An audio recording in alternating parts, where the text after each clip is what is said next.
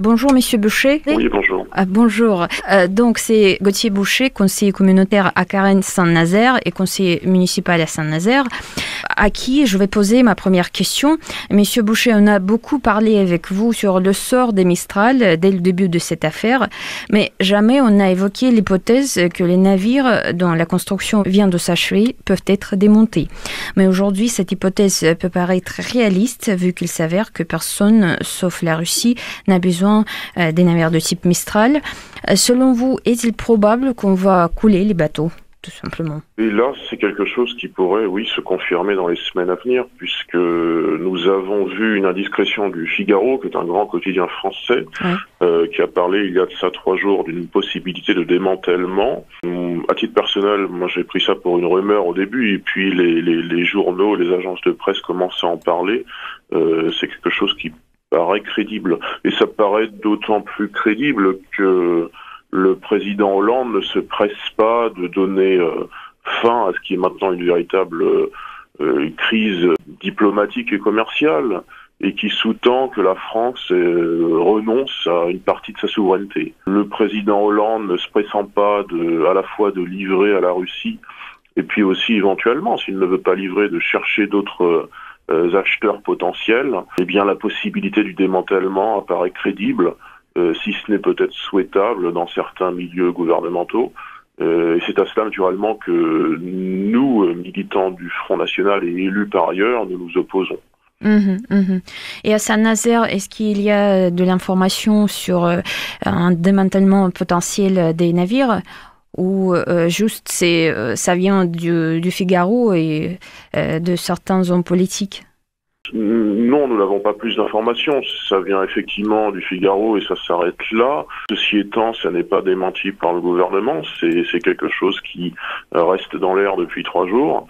Et ce n'est pas le type de rumeur qui enchante les gens de Saint-Nazaire, qui sont concernés au premier chef, parce qu'ils sentent bien que si les Mistral qui ont été construits, qui ont nécessité des millions d'heures de construction, si ces Mistral n'étaient pas livrés, ça a à la fois des conséquences locales sur notre emploi, ça a des conséquences sur la crédibilité de notre industrie d'armement au niveau international, et on en voit les premières conséquences avec le recul de l'Inde sur le dossier des Rafales, puis ça a des conséquences quasiment symboliques et en termes d'image concernant la possibilité que la France puisse, au XXIe siècle, demeurer une puissance à la fois mondiale et indépendante.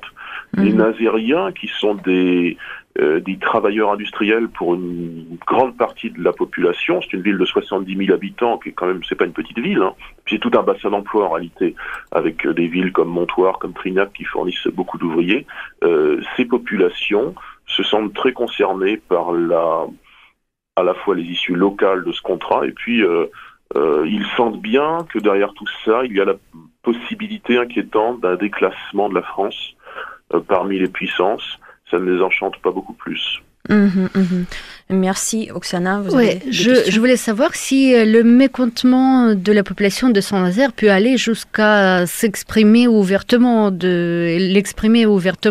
Est-ce que ça peut provoquer les mouvements sociaux? Est-ce que ça peut être juste des pétitions vers l'État ou vers le comité régional, conseil régional, ou peut-être la direction de l'entreprise?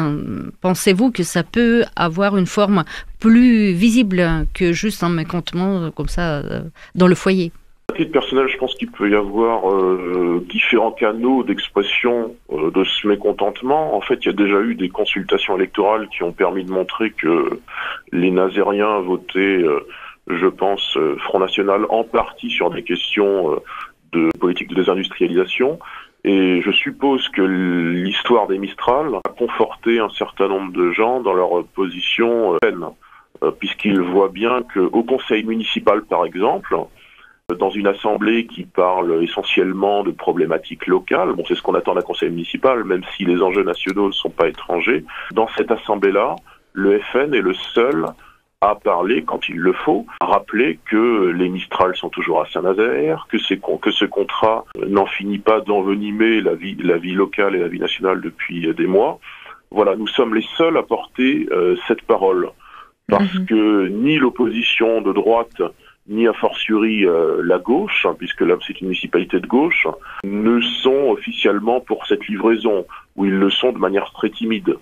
Par exemple, le maire de Saint-Nazaire a fait le minimum quand il s'agit de recevoir les officiels russes. On voit bien que aussi bien la majorité que l'opposition de droite se taisent sur ce sujet, et que le FN est le seul à parler. Maintenant, comment ce sentiment nazérien, ce sentiment de contestation, d'agacement peut-il se manifester? Je suppose par les élections.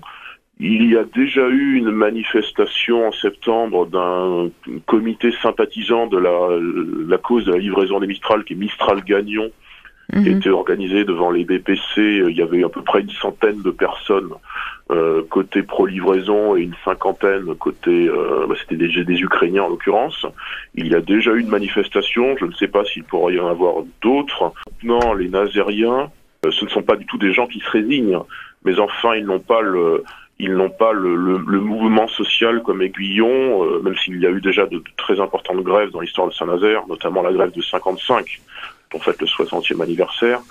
Ils expriment leur mécontentement de manière beaucoup plus tempérée, je pense, à la fois par le vote, aussi quelque part en se détachant des syndicats traditionnels dont ils voient qu'ils ne défendent, dans le cas des Mistral, objectivement, ils ne défendent pas la livraison.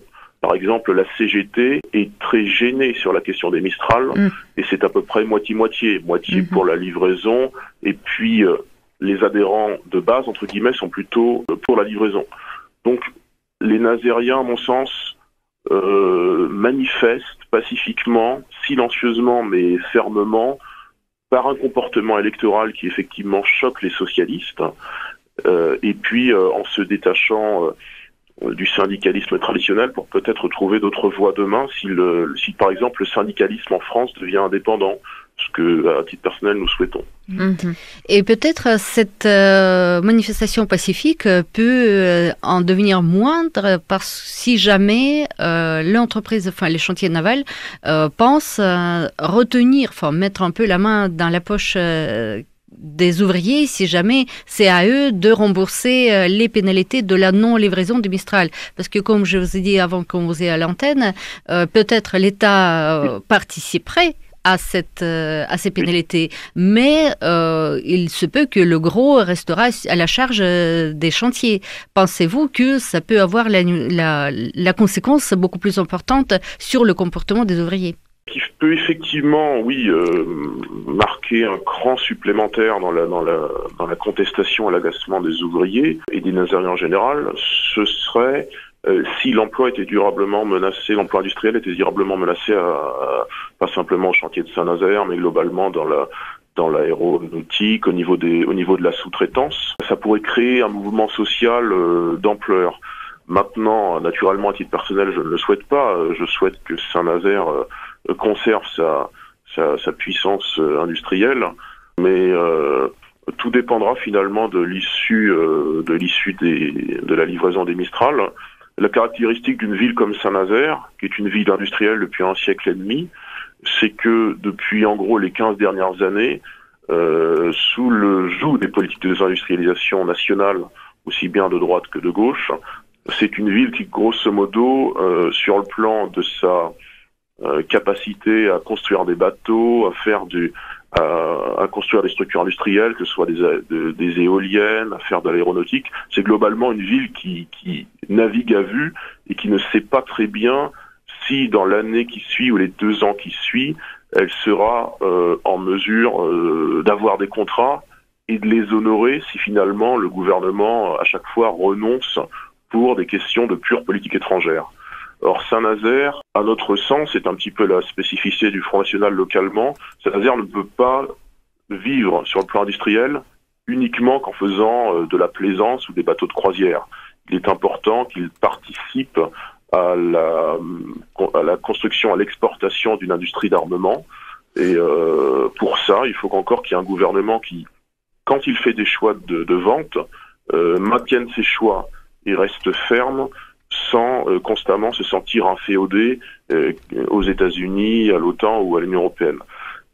Si les Nazériens sont menacés dans leur emploi, s'il y a du chômage à STX, et si plus encore il y a du chômage au niveau des boîtes de sous-traitance, il est évident que le sentiment de contestation ira grandissant. J'espère qu'il demeurera pacifique, j'espère qu'il demeurera contingenté en quelque sorte dans les urnes électorales et que ça pourra permettre à une opposition patriote de progresser dans les conseils, au conseil départemental, au conseil régional, dans les mairies. Mais je ne peux pas garantir naturellement que les Nazériens resteront pacifiques. Je l'espère simplement. Merci beaucoup, Monsieur Boucher.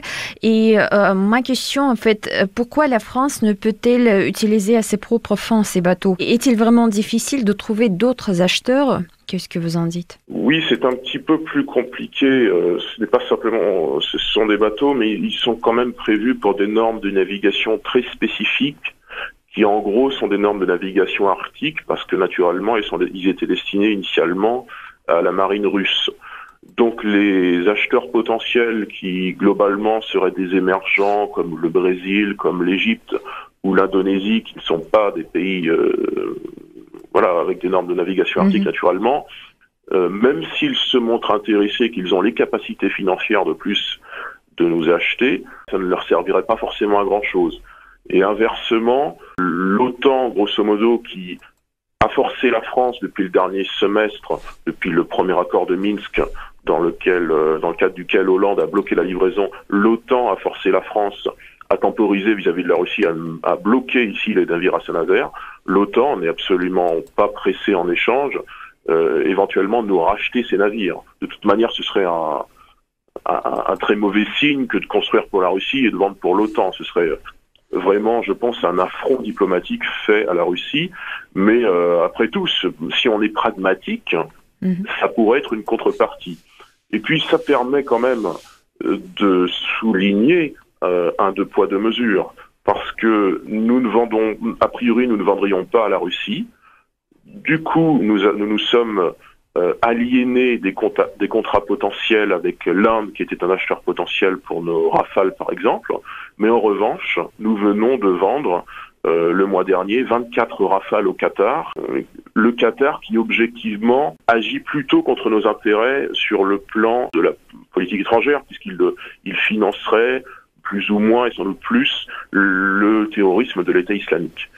Donc on voit bien qu'il y a un deux poids deux mesures et que évidemment, si les Américains nous proposent de ne pas livrer, ils n'ont pas de plan de rechange, donc la France serait totalement perdante. Merci beaucoup, Monsieur Boucher, de votre intervention. On vous remercie d'avoir accepté notre invitation. Notre temps s'est écoulé et on vous souhaite bonne journée et à très bientôt, j'espère. Merci beaucoup. Au revoir. Merci. Merci à vous.